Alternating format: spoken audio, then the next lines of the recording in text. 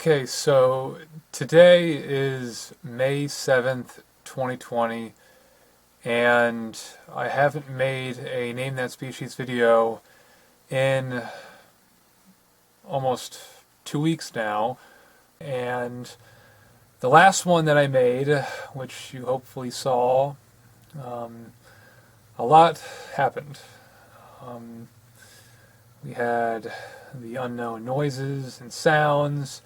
We had the creature that the trail camera photographed, and because of all that happened, I've really just been thinking back to it for these past couple of days here, and I really haven't known what exactly I wanted to do next.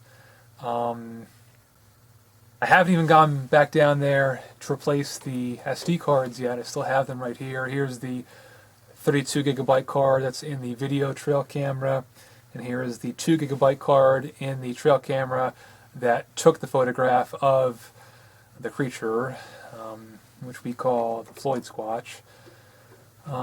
So I really haven't known what to do next. Right here, though, you've probably noticed there's a box right here, which normally I don't have on the keyboard. This is a package that I received a couple of days ago.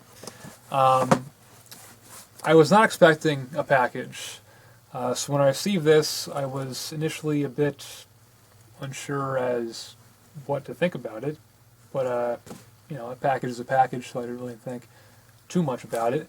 When I read the name of the person who sent it, though, it reads Billy Cranston. Now, when I first saw that, I still didn't really think much of it, but then after looking at the name a bit more, the last name, it kind of rung a bell in my mind, if you will, and then it hit me, wait a minute, Billy. The old trailer that you see a lot in the Name That Species videos used to belong to my old neighbor Billy, and when I saw this name, it finally clicked that, oh wait, his last name, it was Cranston. So Billy Cranston, that's the same name as the person who used to live in the old trailer. And when I finally realized this, it hit me that this is probably from that same person. So when I went and opened the package, there was a couple of things inside of it. I'm going to go over and talk about what exactly is inside of this package today. The main thing inside of the package, though, is this letter right here. So I'm going to go ahead and set this down right over here. This is a 4-page letter written to me from Billy, and I've already read through it, but I'm going to read it for you, and it's very interesting. I'll say that. So I'm going to go ahead and read this for you now, and then we'll take things from there. So it starts off. It says Chase, and then it says, "Hello. You might not remember who I am, but my name is Billy Cranston, and I was your neighbor for several years when you were just a kid. I, much like you, am a lot older now. I currently live in Connecticut with my wife, and we have 2 children that, also much like you, are all grown up now. My wife, who you would not remember as I met her after I moved, recently stumbled upon your YouTube channel while searching for online science lessons for our young grandchildren who are out of school due to the coronavirus. When she showed me some of your videos to get my opinion of them, I immediately told her that your name looked very familiar and that you might be the same kid that was my neighbor many years ago. As we watched through more of your video lessons, we were still not completely sure if you were the same little kid that I used to know, But after watching your more recent Name That Species videos, we were certain that you were the same person when we saw the old trailer that I used to call home in the background of some of your videos. I lived in that old trailer for years up until I moved. The trailer used to be up closer to the road though, right next to the local playground. You and your sister used to play there a lot, and you and your family even camped out down there a few times. You were very young when this was the case though, so you might not remember. If I recall correctly, the trailer was moved down closer to the forest during the fall of 1994 due to changes in zoning requirements regarding the number of dwellings that could be present near a roadway. At the time when this move happened, I did not think anything of it, and for the first few weeks of living down closer to the forest, everything seemed normal. That is, until the visitors started bothering me. It started at night. I'd hear these loud whooping, howling, and growling noises that were unlike anything I had ever heard before. Being an experienced woodsman, my first instinct was to go and track down the source of the noises, but something in my gut always told me to just stay in for the night and wait it out. Come morning, I would venture outside of my trailer to inspect the surrounding area, and I would often find large, human-like looking footprints in the mud alongside the creek, along with a variety of other interesting items that I called trash art. I'd also often find long hairs, unlike any deer or bear I had ever seen, stuck onto the bark of trees. Frequent foul odors similar to rancid garbage and rotting skunk would also permeate the air that blew down from the mountain to my trailer on windy days. What began as nighttime noises, though, soon escalated to sounds of wood knocking on the sides of trees and aggressive snarling and chatter that would seem to travel around my trailer as I tried to sleep during the night. Then one night, the visitors started tossing stones at my trailer and slamming into it, rocking it back and forth, as if they had begun an assault on my presence. It was then that I caught my first glimpse of these beasts. Illuminated by the moonlight, they appeared to be some kind of wood ape creature resembling what I could only describe as a North American orangutan. Unlike orangutans, though, these creatures walked upright on two legs, just like humans. I simply called these creatures the visitors, and from what I have seen in your videos, you've had similar experiences with these visitors, but you use the word SASQUATCH to describe them instead. You seem to be under the impression that there's only a single one of these beings, and while that may be the case now, when I lived there, it was evident that a whole tribe of these creatures were present. The trailer rocking incident was the final straw, though, and after that night, I knew that I had to get out of there. I put my trailer up for sale the next day, but despite my best efforts, I would be stuck there for several more weeks, as a buyer was hard to find. During these weeks, the terrifying nighttime visits continued, and my mental state slowly began deteriorating due to the constant fear and lack of sleep. I also began getting daily headaches, and I would frequently feel malaised and sick, as if it had some kind of special power that made me ill. I considered telling other people about what was going on, but I was worried about not being able to sell my trailer because of it. I also assumed that no one would ever believe me, considering the state I was in at the time. I figured that if I could obtain some kind of proof, then perhaps I could go down this route and report what was happening. I first considered hunting down one of the beasts and killing it, but I felt that this would be too risky considering that there was only one of me and several of them. I instead traveled to the local Kmart and purchased a RCA camcorder for use in trying to obtain some video proof of the visitors. I used what little money I had left to purchase the camcorder, but fortunately I already owned a variety of hunting equipment to help me track down these creatures. I thus began making daily trips up into the mountains behind my trailer with the hope of doing just this, tracking down the beasts and obtaining some video proof. I'd wear full camo and I would use scent blocking sprays on every trip as if I was going out for a regular hunt. I did this to make sure that the beasts would not be able to detect my presence, but also to allow me to get in close. I'd obviously also bring my camcorder and my rifle on these trips, the latter being for protection, but despite all of my preparedness, several days went by and I was unable to obtain any footage. One day I chose to get out my climbing tree stand though, in order to improve my vantage point, and that is when my first daytime sighting happened. 3 of the creatures appeared from the forest, and before I could even get my camcorder out, they were gone. A few more days would pass with no success, but fortunately in the meantime a buyer had been found for my trailer.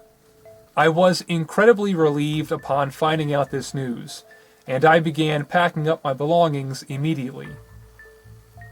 The very last day though, I went out for one more trip up into the forest, and it was then that I would finally get the footage I was after. I was headed back to my trailer after a long day up on the mountain, and I had just passed by where I used to practice target shooting. Then, all of a sudden, a single individual kneeling down near the creek and appearing to drink some water suddenly caught my eye. At first I froze up, unable to act as the beast was just a few yards away from me.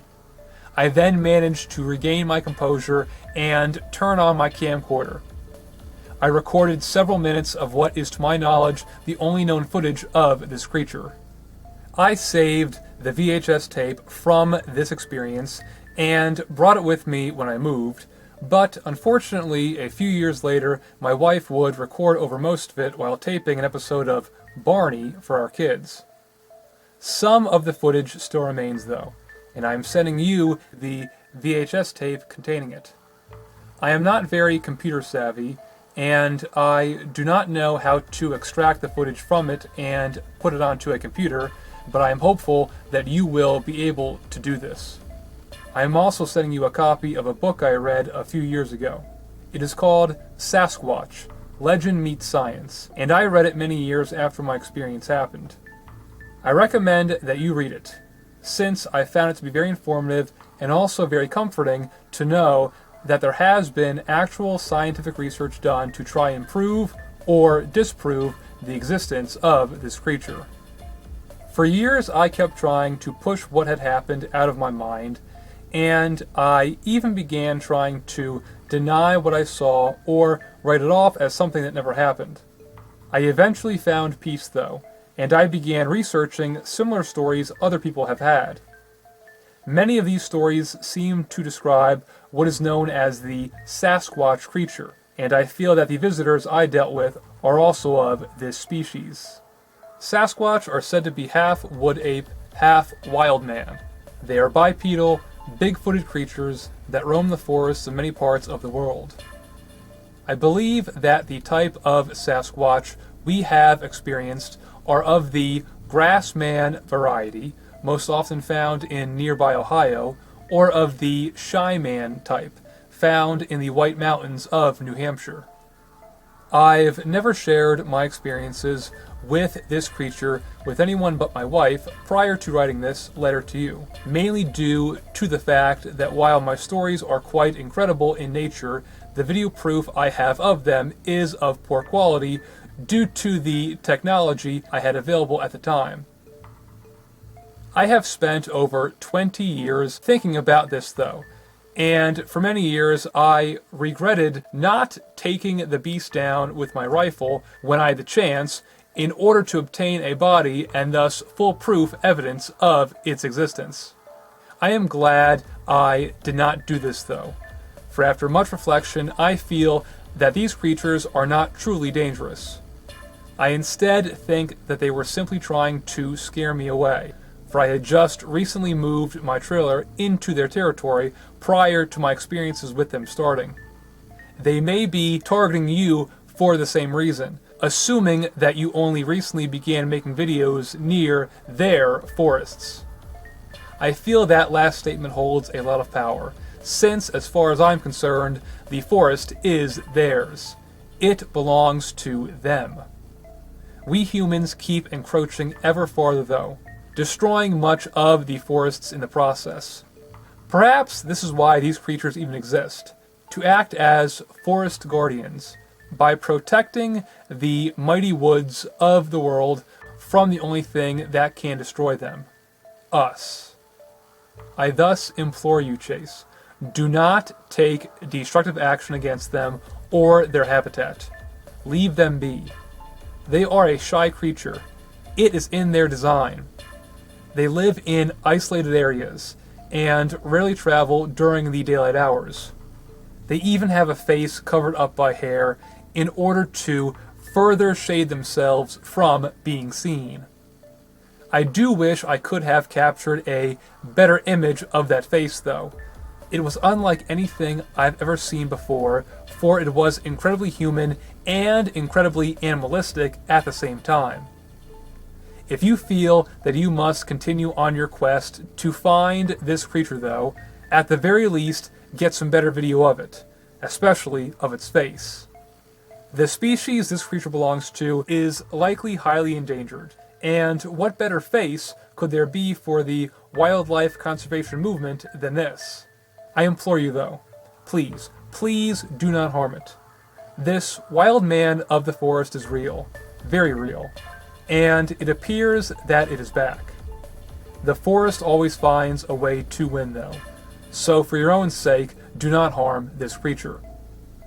I wish you luck and safety in your future endeavors dealing with this creature, and I thank you for allowing me to finally share my story with another person. Sincerely, Billy Cranston. So, this was the letter that Billy sent me. It's 4 pages long, contains a lot of information and a lot of really interesting insight into what appears to be a similar experience that he had. It's a lot to take in at one time. The main thing that I'm thinking about right now, though, is the other items that are in the box. So as I said while reading the letter, and this is probably what you're thinking about too right now, Billy not only sent me a letter, but he also sent me this right here. This is a VHS tape of, according to the letter, what is apparently footage of the creature that he captured many years ago. And he sent me this book,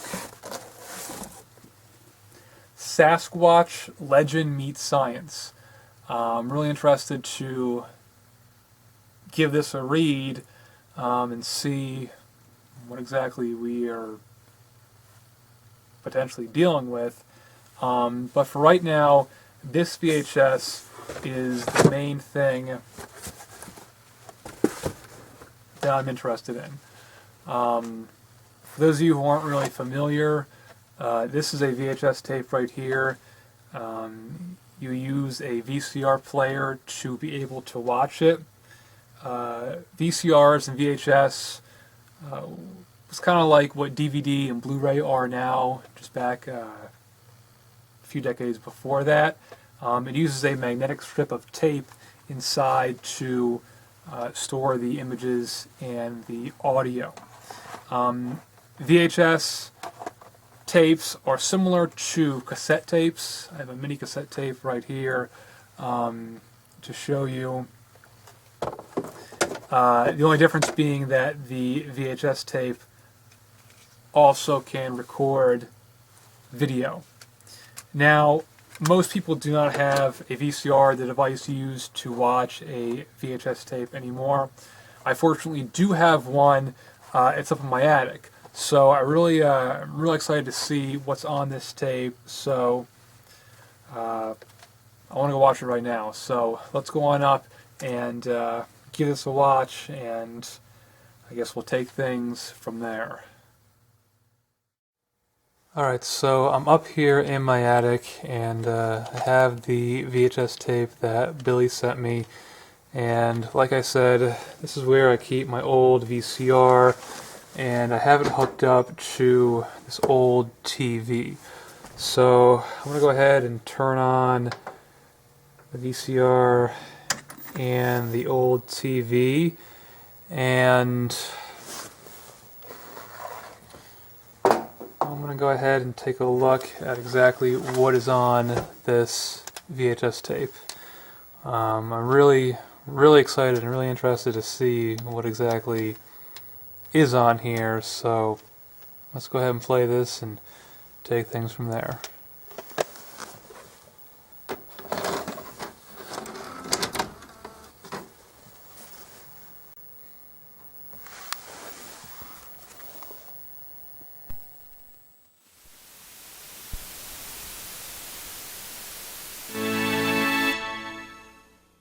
Funding for Barney and Friends has been made possible in part by a grant from the Corporation for Public Broadcasting and financial support by viewers like you.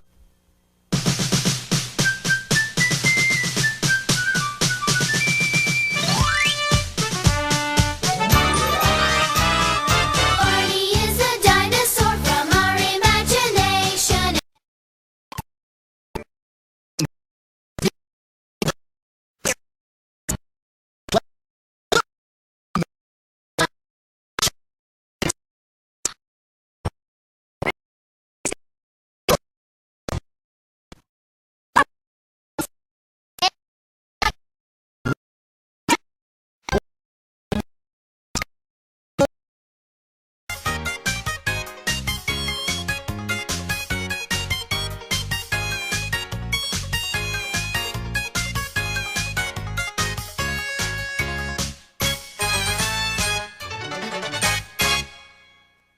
Funding for Barney and Friends has been made.